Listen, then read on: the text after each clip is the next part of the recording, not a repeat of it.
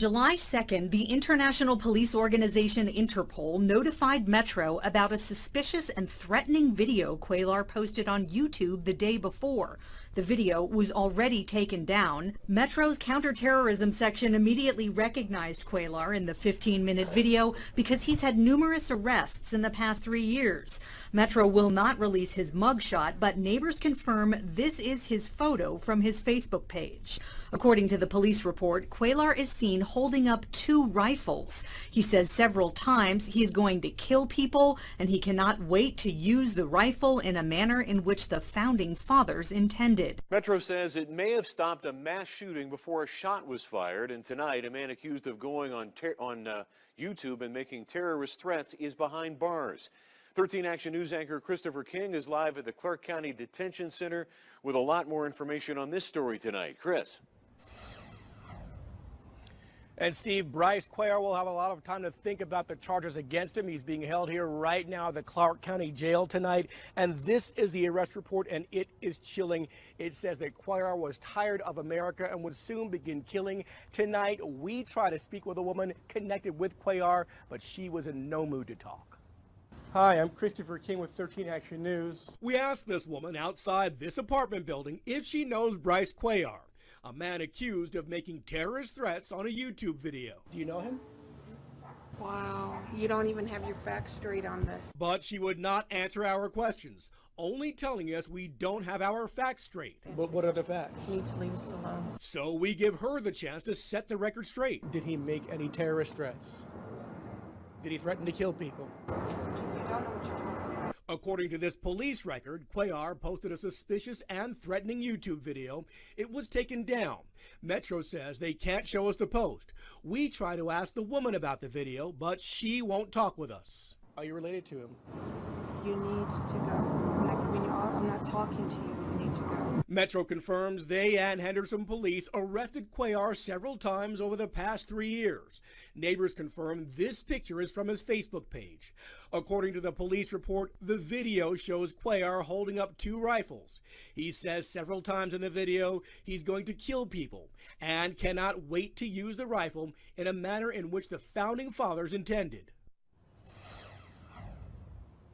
According to the report, Cuellar claims he's a Christian warrior who wants to kill gays and lesbians and Satanists. Page 28, State versus Bryce Cuellar, C317477, time set for sentencing. Are we ready to proceed? State's ready, Your Honor. Your Honor, he is present in custody. He's coming out now. Oh, I see. Okay. Why was he my understanding locked is up that separately? It was part of procedure, is what I was told. I know of no infractions that Mr. Cuellar has had inside the jail. All right, very good. So are we ready to proceed? Yes. Let's go ahead and hear argument from the state. By the way, I was informed this morning that the state had wanted to play the subject video. The court has watched that video 3 times, so I'm very familiar with everything that's said in the video. All right? In watching that video, Your Honor, it becomes very clear that Mr. Cuellar is a danger to society. His hate-filled propaganda is the stuff that makes people scared to live their lives and law enforcement officers afraid to do their jobs. That's exactly what we have here, is a man who uses his words as threats, and there's truth behind those words. Mr. Cuellar is a man that was preparing for action. He was preparing for years, as a matter of fact. His behavior started back in 2011 when he first had contact with Metro police officers at the scene of a shooting. When they made contact with him, he becomes aggressive, starts yelling at him, tells them, "Fuck you, pigs," and goes on with his way. That was just the start of what became a pattern in Mr. Cuellar's life. In 2011, May 2011, there was a call where Mr. Cuellar had jumped into an apartment complex that had a high volume of residential burglaries. He was trying to avoid police officers who had made eye contact with him, and they stopped him. Upon being stopped, he begins yelling at them, calling them communists, telling them that once revolution begins, it's going to be a bad day for police. Your Honor, I'm going to object to any of this information coming forward as if if it's prior bad acts that they're trying to use or an aggravator. This isn't anything that's included in the PSI report. This just shows a pattern of history. Let me get an offer of proof from the state. Where's this coming from? This is coming from police reports generated by the police departments who he's had contact with in all of these matters, Your Honor. Well, but how do I know that the information you're providing, how do I know the context in which these prior alleged bad acts occurred and what action was taken? It's a lot of argument with no substance behind it, no proof behind it. It's not contained. If it's not contained in the PSI, then defense counsel wouldn't have known you were going to argue these things? Well, they could, Your Honor, because it is contained in the PSI in that it shows he's been arrested and cited for all these offenses. Which is listed right there in the PSI underneath the battery DV conviction of 2016. Though it might not have the exact facts that I'm telling you right now, these offenses are in there. And specifically the one I was just speaking to you about, he was... I see the domestic battery July of 2016. And right under that, Your Honor, it says he's also been convicted of these offenses. I have obstruction, police officer, false information to police officer, resisting arrest, and these are all misdemeanors, Your Honor. Possession of dangerous weapon, which is the incident that I'm currently telling you about, Your Honor. Well, tell you what, I'll let you argue it, okay. And I'll give it whatever weight I deem appropriate. Absolutely, all right? Your Honor. Well, the significance of him calling these police officers communists is huge, given that he also lists as one of his activities on Facebook an anti-communist volunteer militia. Mr. Cuellar then in 2012 has more contacts with the police, and that includes him coming to scenes of a fatal accident, trying to film the scene. Once being kicked out or trying to kick him out, he again is aggressive towards officers and is arrested for obstructing. He got credit for time served on that. That's also located in the PSI, Your Honor. That same year, Mr. Cuellar was found to have, and admittedly, started a militia group, the American Revolutionary or Resistance Militia Services, with, by his own admission, 12 members. He stated that they, at that point in time, had 3 to 4 meetings.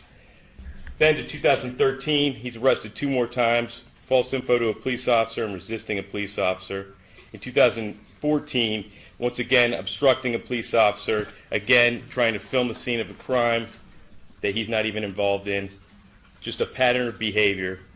Then in 2015, on September 2nd, 2015, Mr. Cuellar posted a video on his Facebook that included clips which state, "Arm up America, kill any cops or government agents who try to disarm you." This brings us to 2016. I didn't see that on the video. That was in 2015. This is a pattern of behavior that led up to the video that brings us here today, Your Honor. This is not an isolated incident. The video that brings us here today took place in July 2016. That day, July 1st, 2016, Mr. Cuellar filmed that video inside his apartment. You've watched it. Yes, sir. You've seen what he was saying in there, how he was ready to kill, and showing off his sniper rifle and his AR-15 as the weapons he's going to use to do that. These are not idle threats, Your Honor. And I submit to you that also posted on his Facebook is a large amount of ammunition, if I may approach. Here, I'm going to object to all of this as well, as not being relevant to the video at hand. And it's all been provided to defense counsel. Overrule the objection, but let me go ahead and hear your argument. This right here, 10,000 rounds of Liberty bullets, as Mr. Cuellar called them. This is just sign after sign that this was not an idle threat put out over the internet. These were real threats meant to really scare people and telling people what's going to happen. That at some point in time, Mr. Cuellar is going to take action. Okay. Now, it didn't stop there. After Mr. Cuellar was arrested and in jail, he made contact with individuals on the outside who then began posting things for him on the internet, keeping his YouTube account and his Facebook page alive, and sending out his jail calls over the internet. In those jail calls, Mr. Cuellar talks about how the law enforcement officers involved in this case, and specifically the lead detective, is a demon and possessed, which has absolute significance in this case, given that in his video, he talks about killing Satanists. I don't think it can be any more clear who he plans to kill, who those Satanists are, than when you put it in context and you show the lead detective in this case, he believes, is a possessed demon. This YouTube video was posted time after time, were YouTube videos posted, of Mr. Cuellar calling his individuals on the outside and him telling them his ideology, his ideas, including one most recently on November 1st, 2016, entitled Bryce Cuellar Prepares for Spiritual Warfare. I have a screenshot of that video, Your Honor, and I can direct you to it on the internet. He says, though he was drunk in the video, his whole rant was about traitors in government. And despite being drunk in the video, even now being sober, he says that he doesn't see a problem with targeting traitors in government. The problem is his definition of traitors in government. His definition includes the lead detective in this case, any law enforcement official who has arrested him. The police officers back in 2011. That's not what he said in the video. It's an assumption you're drawing based on stuff that happened after he was arrested. It just goes to show his state of mind. It goes to show what he meant behind the words that he was saying, Your Honor. All right, let me hear more. So, in addition to the videos that were posted online, there was also a rap or a poem that was posted by Mr. Cuellar, and I have a copy of that. Would you say a rapper poem? A rap or a poem. Rap, okay. I have a copy of that if I may approach. Okay. Thank you. Has Ms. Pensabeni seen this? Yes, I provided her a copy. The front page is just a copy of it, and then it goes on. Hold on, she's saying Before we something. go forward, I just want to, I see a date here of October 3rd. However, I don't know if it's 2016. And, Your Honor, I would note that on October 3rd, 2016, Mr. Cuellar was incarcerated at Clark County Detention Center. Right. These are his words as posted by his people on the outside, Your Honor. And, Your Honor, I don't think that this is something that we can verify at all. We have no idea who's posting it. Obviously, it's not Mr. Cuellar. He's incarcerated. So this isn't a post by Mr. Cuellar because he was already locked up? It's on his Facebook page, and But he didn't have access to Facebook's page while he was locked up. Well, he did, as he was using his people on the outside as I conduits. find that unreliable. I'm not going to rely on it. All right, Your Honor. So, in not wanting to hear anything that was in that poem, I would just submit to you that Mr. Cuellar is extremely dangerous. He is using his anti-government propaganda as a tool to try to recruit people, like-minded individuals, to fight his so-called war, which is absolutely off base and has no place in reality. It risks the lives of civilians in our community and law enforcement, Your Honor. Because of that, we're asking that you sentence him to 4 years in prison. That's a mistake. All right. So there's been a lot of emotive words used, both in the briefing and the papers and the argument here. You know, on the one side, we have the state basically painting the defendant and accusing the defendant of being a domestic terrorist. On the other side, we have the defense counsel in sentencing memorandum and suggestions today that this is being treated as a thought crime. And so I think we need to take a step back, and I have some extensive comments given the ramifications of this case and the expressions used and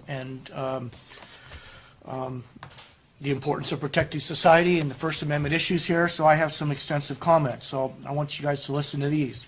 Mr. Cuellar is a YouTube blogger with over 160,000 followers who seem to be right-wing, faith-based, strong believers in fundamental rights recognized by the Bill of Rights, but followers who have become deeply disillusioned with government, believing government is corrupt and that certain groups within government are seeking to destroy our freedoms, including taking away our First and Second Amendment rights.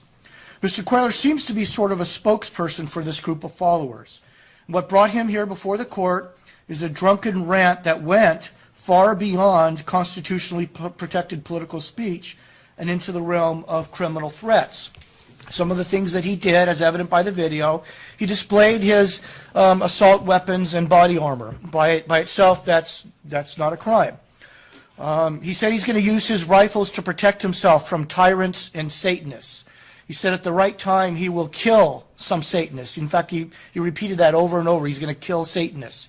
He never actually defined Satanists, but we have some indication in some of his other speech on the video. He said that those who live by the sword will die by the sword. And he said, then he expressed why. He said, because you want to murder people. And then he mentioned FEMA concentration camps, and people want to do him harm. One could view his statements as suggesting self-defense. Unfortunately, though, he goes on further and expresses great profanity against towards gays and lesbians, and has slurs towards gays and lesbians. And one could also ascribe to his video that he's including gays and lesbians within his broad definition of Satanists, although that's not entirely clear. He says he's done with this earth. He's ready to pull the trigger. He says this is not the America that the founding fathers gave us. And then he complains, and please excuse my language, but repeating what he says, that faggots, lesbians, and homosexuals run this country, and they want your guns. And then he says, he looks into the camera and then tells his followers, fight back, you effing cowards. And so the general mood of this entire rant, I could see it as somewhat intimidating. Not to any particular group other than the LGBT community, but certainly intimidating to the LGBT community if they were watching it. And perhaps it would also be intimidating to anybody who's trying to deprive a person of their constitutional Second Amendment rights and seeks to interfere with the defendant's ability to exercise those rights.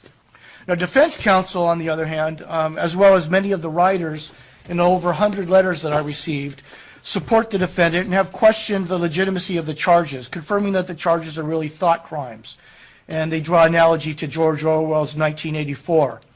And the charges here do implicate the First Amendment. First Amendment was made applicable to the states through the 14th Amendment, and it provides that Congress shall make no law abridging the freedom of speech. The hallmark of the First Amendment is to promote the free trade of ideas, even ideas that the overwhelming majority of people might find discomforting, offensive, or even frightening. But the protections afforded by the First Amendment are not absolute. In fact, from 1791 until the present, the United States Supreme Court has permitted restrictions on the content of speech in few limited areas. One of these areas of constitutionally restricted speech is known as true threat. True threats encompass those statements where the speaker means to communicate a serious expression of an intent to commit an act of unlawful violence to a particular individual or group of individuals. Very recently, our Chief Justice of the Supreme Court, Roberts, in 2015 said in Ilanis versus United States, 135 Supreme Court, 2015, or 135 Supreme Court, 2001, in the date 2015, said, true threats inflict great harm and have little, if any, social value. A threat may cause serious emotional stress for the person threatened and those who care about that person, and a threat may lead to a violent confrontation. It is true that a communication containing a threat may include other statements that have value and are entitled to protection, but that does not justify constitutional protection for the threat itself. Nevada statute NRS 202.448 criminalizes true threats. The statute doesn't punish mere thoughts. The plain language of the statute creates a specific intent crime. The state must prove that a defendant made a threat, subjectively intending to injure, intimidate, alarm, or cause unrest or panic. The court finds that NRS 202.448 is constitutionally permissible under the First Amendment. Now, the Ninth Circuit Court of Appeals has held that in determining whether a defendant's speech constituted a true threat, a court must consider not just the words that are spoken, but also the context in which the communication was made. That's U.S. versus Havelock 664 F. 3rd 1284, Ninth Circuit 2012. In most cases where courts have found that speech constituted a true threat, the threatening speech was targeted against specific individuals or communicated directly to the subject of the threat. Fogel v. Collins 531 F. 3rd 824 2008. By contrast, Speech that can be characterized as political rhetoric or hyperbole, particularly such speech not directed at specific individuals, is protected. And the illustrative case is NAACP versus Claiborne, 458 U.S. 886, 1982. In that case, a person said, quote, "If we catch any of you going in any of them racist stores, we're going to break your damn necks." The court held that that language was protected. In this case, we know that the statute is unconstitutional. The video posted by the defendant supports the charges brought against him. The defendant pled guilty, and the defendant has signed a guilty plea agreement. So now the court turns to the specific facts of this case to determine the appropriate sentence. And as required by the Ninth Circuit, I must look at the entire context, not just the words used. Defendant's speech was in fact threatening. He threatened to kill Satanists. And as he complained that the Satanists, which he said, which could arguably be interpreted as including gays, lesbians, and homosexuals, were taking away his First and Second Amendment rights. Defendant also threatened to start a civil war. Defendant's hateful and threatening speech against people based on their sexual preferences or identities is objectively offensive and offensive to this court. However, there are certain mitigating factors, several mitigating factors, and the court's going to identify those so the court parties know what the court has considered. Number one, defendant did not make a threat against any specific individual. Number two, defendant did not communicate his threats directly to any targeted group of persons. Number three, the defendant did threaten to kill, but he threatened to kill Satanists. Defendant never clearly defined that group. Number four, defendant did not ask or encourage or solicit his followers to kill or shoot anybody. Number five, the defendant made his threats while sitting on his own couch in his own home, while on his own computer. Nobody would have experienced any fear of immediate bodily harm watching that video. Number six, defendant was obviously very intoxicated and impaired when he made his threats. This is not an excuse, but it does diminish the extent of his intent to cause harm or distress to others. And drunkenness followed by extremely horrible events in his life is what actually occurred here. He had a wife's miscarriage, he lost housing, he had his truck stolen, and he recounted all that on the video. Number seven, the defendant is very young, only 24 years old. Number eight, the defendant seems to have massive support from the community. His followers believe that he would never unlawfully hurt anybody. His followers believed that the defendant was expressing political speech that was constitutionally protected and not to put anybody in fear or being murdered. We know that it actually went beyond that, but I mention that because the letters that I received, over 100 of them, suggest from people that know the defendant, has listened to his words, that have followed the defendant, don't believe he is a domestic terrorist. Number nine, defendant has no prior felonies. Number 10, defendant surrendered without incident. Number 11, P&P recommends probation. Number 12, the defendant has already spent 124 days in jail. Finally, the court finds that the video, it did arguably include some politically protected speech. Defendant did mention issues involving the First Amendment, the Second Amendment. He complains about immigration. He complains about searches and seizure. He complains about the safety and security of American citizens. In sum, the defendant engaged in offensive, hateful speech. He deserves to be punished, all right? But he's not a domestic terrorist, and the punishment must be commensurate with the degree of culpability and not inflated due to the offensiveness of the content of the speech.